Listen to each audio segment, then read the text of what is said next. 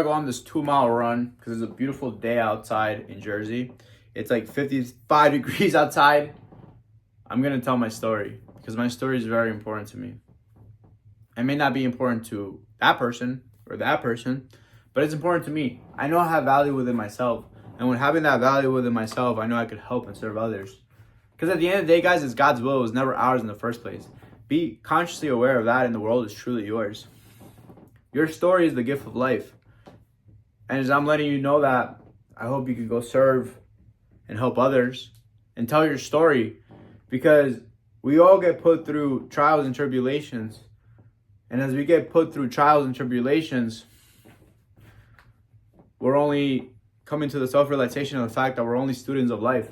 As we're students of life, we become the teacher. But as we become the teacher, we'll always be students of life. Why? Because there's always teachings. There's always something new to learn. As you're alive and you're still here in this world, you'll always be learning something new. So have the open-mindedness to that. Through anything that we go through in this life, there's a lesson, there's a teaching. So be consciously aware of that teaching. It will teach you the world. That teaching, if you have the open-mindedness to that teaching, it could change your life completely forever. So with that being said, guys, got sober at 12. No, I didn't get sober at 12. I got sober at 20 years old. I started drinking at 12. And I'm not going to cut that out, because what's the point of me cutting out my story when I'm going to redo this over and over again. That's just the truth. But born in Central America, came to the U.S. at 7 years old. From 7 to 10, I was able to spend a lot of time with my father. Taught me how to swim, taught me a lot of cool things. But then I remember at 12, I couldn't wait to be 12. I couldn't wait to be older and start my life, start drinking, start partying. Why did I want to do that so bad? Growing up, a little bit about me, I was sheltered a lot. Sheltered to the point where it was just unhealthy. I wasn't allowed to touch a dog sometimes. It's kind of ridiculous. But also growing up in third world country, I wasn't allowed to go outside and play with the kids. So they would have play dates at my house. I was literally like a princess without even wanting to be a princess, but that was just my life. That was just my truth. And looking back at it 21 years later, or 21 years later, I had a beautiful life. You know what I mean? It was my mom and my grandma. My dad came here when I was 3. So, yeah, it allowed me to spend a lot of time with Grams and have an amazing relationship with her. So with that being said, guys, I coming here and then 12, I just going through the deep end. And before going to that deep end, I also got baptized at 12. Something that I would always tell people was I went through these trials and tribulations to learn from my mistakes, but not learn from my mistakes. I got baptized and I went downhill. It was always a joke that I made, but the truth is, I grew up Catholic, and I remember looking back at it, and it was kind of like a thing where I didn't really want that. I didn't want to grow Catholic. I didn't have the beliefs. I believed in God, but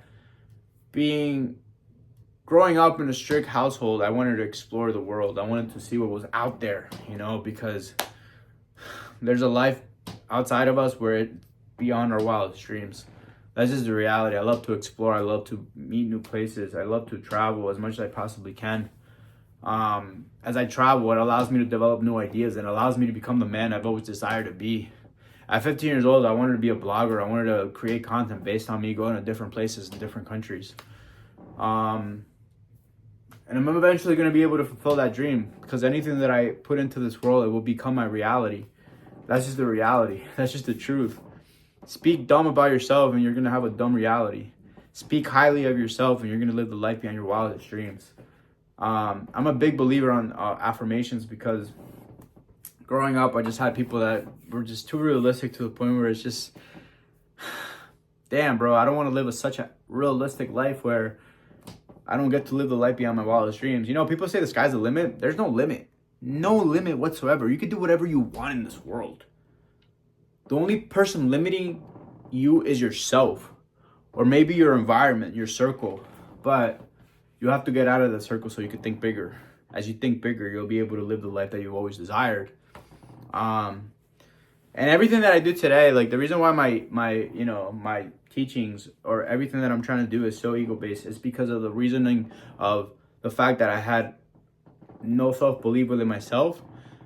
But I also felt like as a little kid that I never really had somebody to really believe in me or allow me to thrive, to be better. At 5 years old, I was diagnosed with learning disability in Honduras. And also with the lack of education over there, people don't really have the knowledge to understand things.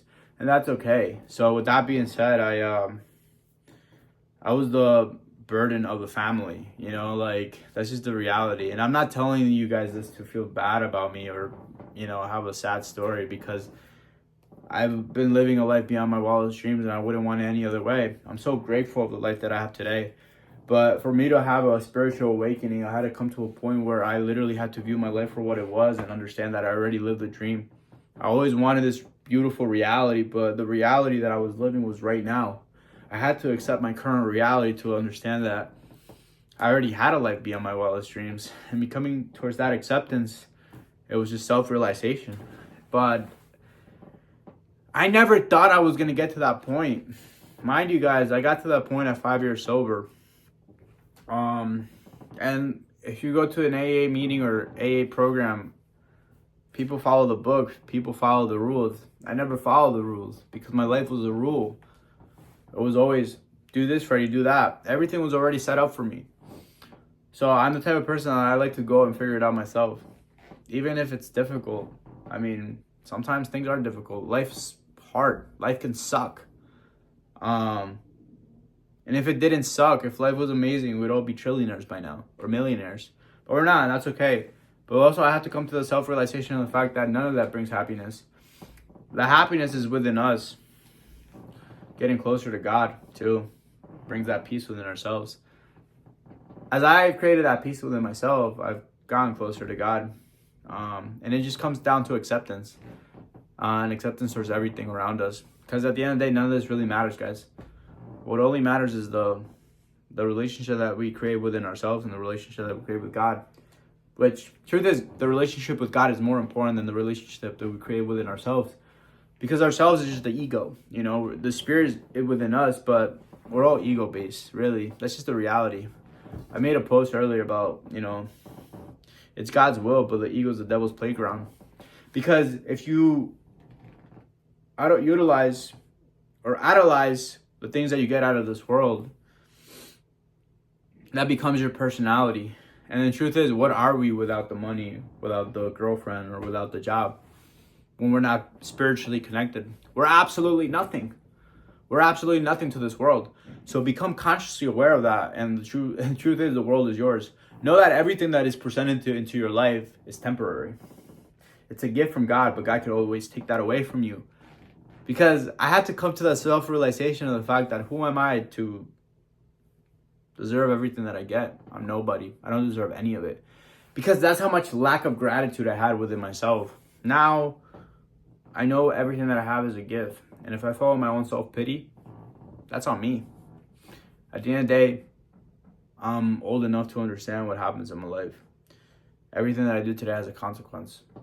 And that's for me to find out. But I truly appreciate the life that I have today. And I just want to help others. I want to be able to spread a positive message. I want to be able to, you know, connect with people that want connection. That want that human connection. Because without human connection, what are we? It's important to build a relationship with God. It's important to love ourselves. But as we love ourselves and build a relationship with God, we happen to help others. We happen to spread a positive message. At the end of the day, that's what we're all here for. Because there's a lot of people out there hurting. So be consciously aware of your gift, and the world will be truly yours. Love you guys.